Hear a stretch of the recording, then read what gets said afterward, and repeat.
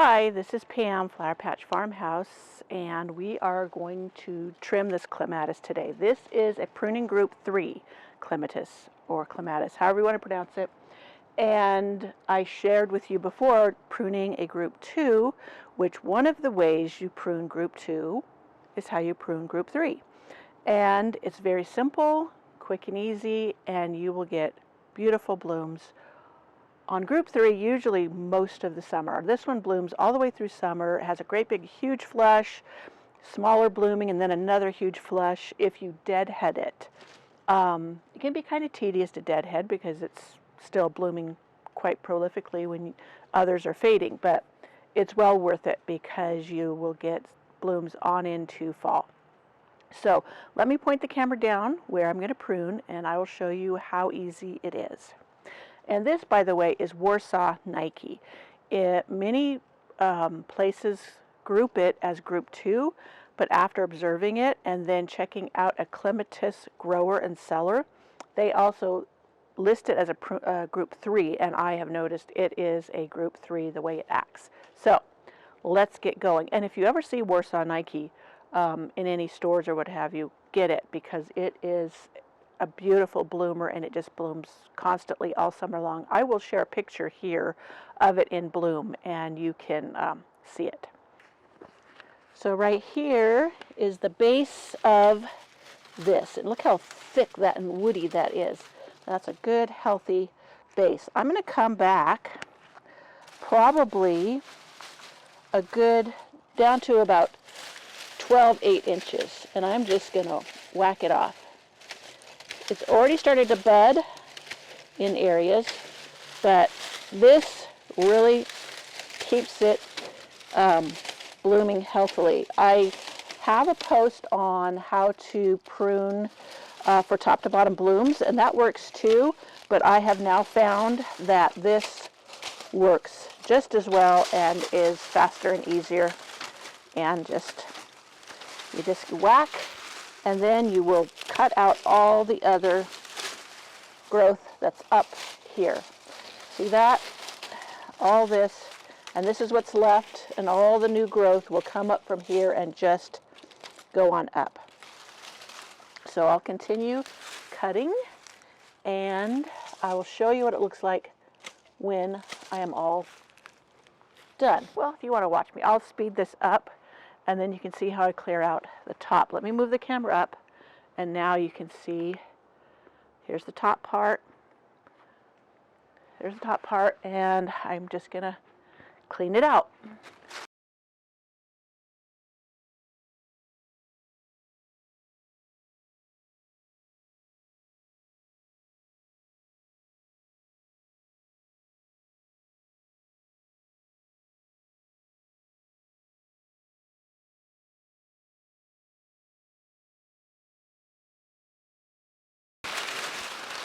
Looks like I need to fix my lattice.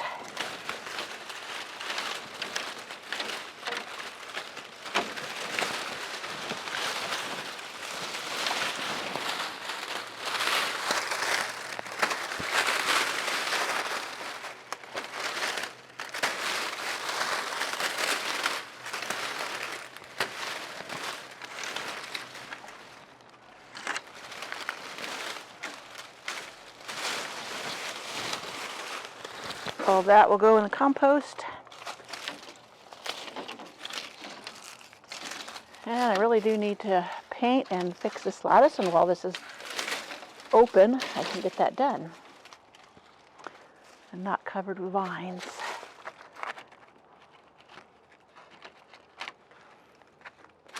Alrighty then, much tidier.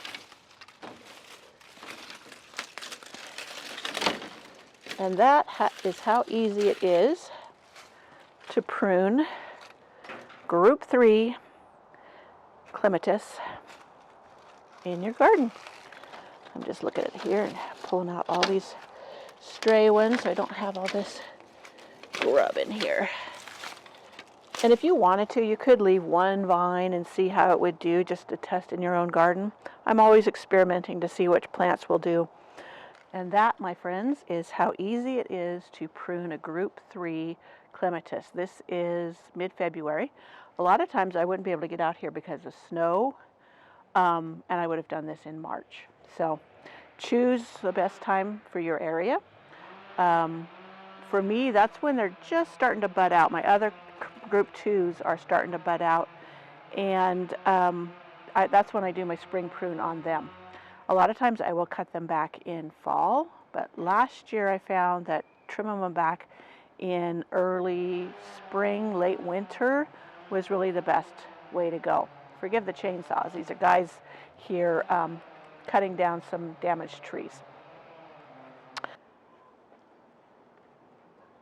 So here is the Warsaw Nike that I have just showed you pruning it. And now we are in April. This is April 20th, and you can see how much it's grown. I'll get over here and point. It was pruned down to here. And so now it's already shooting up. Lots of lush green growth from all over this, and even some, there's a taller one I left behind. It goes up much further than this. It goes up another foot probably. And so it's already really going gangbusters. And by the time warm weather hits, we've still had very cool temperatures here, and snow and rain and cold. This past week was the first time we got above the 50-degree mark, and the nights have not been freezing. So this has made great progress, and I can't wait for it to bloom again. It probably won't start blooming till July, but we'll see. But because this is the type 3 or Group 3, it blooms a little bit later typically than other Clematis. Now I'm going to go show you my type 2 or Group 2 Clematis that I also pruned, but I did it the other way, which I have a video up on how to prune those, and I will link it here for you. Now this one I do believe is my Bees Jubilee, and it is a type 2 pruning Clematis or Clematis, and you can see where I have still yet to come down here and clean up this lower growth. This year I did the spring pruning where I just pruned off the dead from last year rather than cutting it off down low. The year before I just cut it off, or last year I just cut it off and let the new growth come up, and it bloomed beautifully. But I thought, wow, it didn't bloom as much. And then I read that if you prune it the more tedious way, which was individually, each cane just cutting off the dead, and you do that once you see the buds budding, that you will actually get 2 blooms from the Group 2s. You'll get the early flush, and then you'll get another bloom later if you deadhead it. So that is why I didn't get to the 2 blooms last year, is because I just did the easy route and cut it off. This year I just cut the dead away and cleaned it up, and you can see how tall it already is. This is a 6-foot trellis, and it's already up here. Some of it is weaving across, so it's even taller, probably 8 feet. And I will get blooms all up that, but I may not get very many. I'm going to go down here. You see how it's still pretty sparse down there, and that's the only downside of not just cutting it off, is you don't get as much blooms down below. Now I could have done a third of it, cut a third of it down low, and then the other 2/3 just did the dead, cutting away the dead and dried up stuff. But I didn't do that. I probably will next fall. I'll cut back a third of it very close to the ground, and then I will get more blooms further down. It also makes for sturdier canes at the base of it. And I will, over here, I will take you to my next one. Hold on. This is the base of my Nellie Moser, and I still have to do a lot down below too. You see how I've got the dried up stuff, but it's also starting to, let me loosen this up, climb very high, and it's going to get past easily the top of my trellis there. So I'm going to attach it to my porch post so it can go up as far as it wants to go and bloom pretty. This is also the Group 2, and so it only has the real big flush of blooms, and then sporadically it will continue blooming in the summer, but not very much. but it does make a pretty green vine. And I can put something else here. I want to close by plant a group 3 that blooms later in the summer, so I have continuous clematis blooms right here. So that's my plan. I have to pick which color I want here. So I'm going to show you some of my doubles. Here is my bell of walking. Let me see if I can get over here. Right here is my bell of walking. There's not really any growth, new growth down there. There's a little bit here. This is one that could have used a good prune to get the base going really good. Here's some, it's falling over there. There's some up here, and it is already way up on my porch post. So it is probably 12 feet tall already.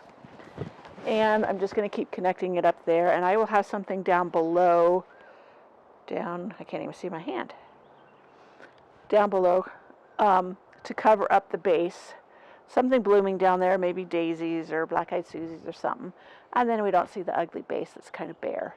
But so that one is a double, and you don't really want to cut those all the way down, fall or spring, because then it will only bloom single. It's the older canes that it blooms double on. So just know that if you have a double and you're wondering why it's only giving you singles, then that's why, because it got pruned down. Now, usually with clematis, when I freshly plant them, I will cut them down the first 2 years to 6 to 8 inches. And that forces it to get sturdier, stockier, and send up more shoots from the roots. And then you have a healthier clematis once it's established that good root system. Okay, I hope you enjoyed the update on my clematis.